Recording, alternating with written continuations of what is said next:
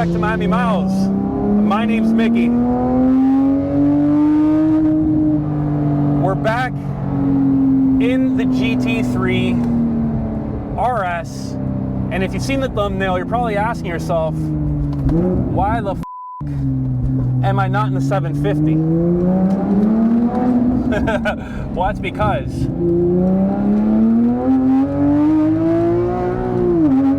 the dealership that let me drive it only let me drive it under the condition that I would not record. Before we get into my thoughts, this video is brought to you by Faster Media and our brand new SD cards, the Faster Redline SD. If you're in the market for an SD to capture your favorite moments on a mirrorless camera, on an Insta360, on a GoPro, the Faster Redline SD is for you. I've got a link down below. Click on the link. Pre-order your Faster Redline SD. We're offering 15% off for both full-size SDs and micro SDs. Capture all your moments. Anyways, back to the video. But I've been so anxious to drive this car. You guys, by this point, have probably seen all the videos. You've seen all the reviews.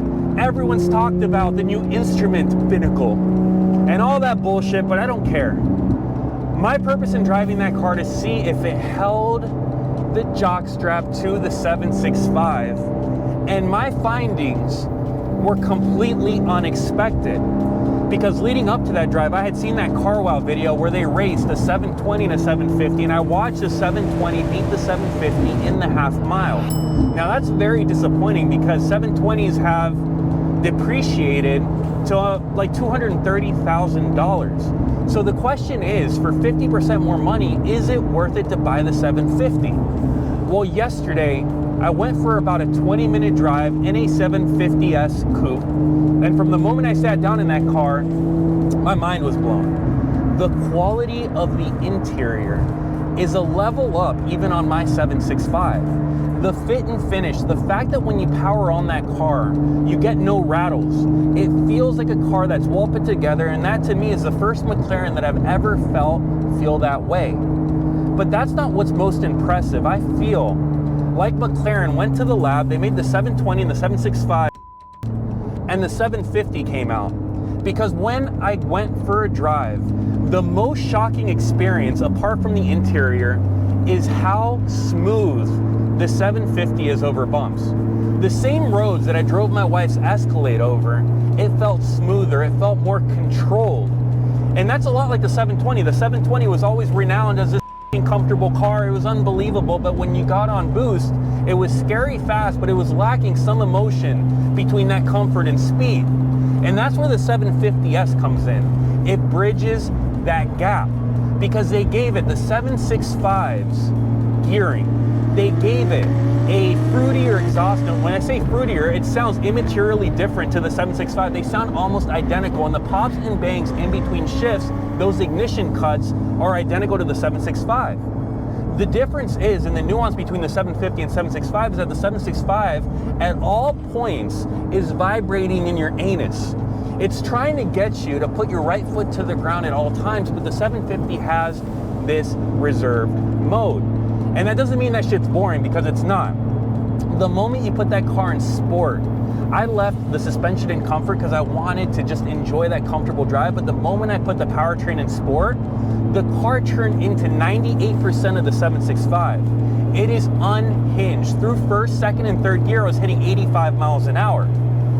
So by the end of that drive, it was like meeting one of my heroes. It was the perfect iteration of the 7 Series with all the good aspects of the 720 and all the insanity of the 765. And that made all the questions I had leading up to that drive, when I saw the race between the 720S and the 750S, it made all those questions irrelevant. Because the 750, it is so much more than just a body kit. It is a completely different car. Somehow they've managed to keep that luxury, but inject the fizz, inject the magic. The reason why I've got a 9973 RS and it's my favorite car, because when you want, you can do this. And you get crazy. It's not the fastest thing in the world. Any modern 3RS will smoke it in a straight line. But it is so much fun. So in conclusion, who gives a about the car wow video? Who cares that the 720S beat it by 10 feet in the half mile?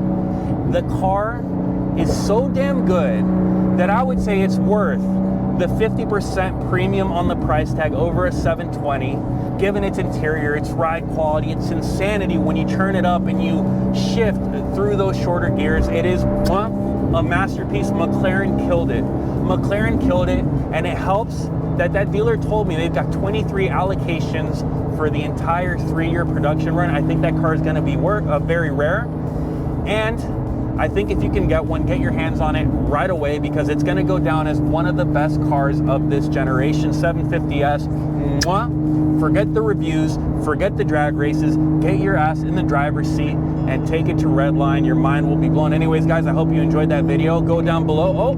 Passing by the booby trap. Anyways, go down below, give me a like, subscribe, comment, tell me if you agree or disagree with me on this video. But guys, what a machine. I love you. Peace.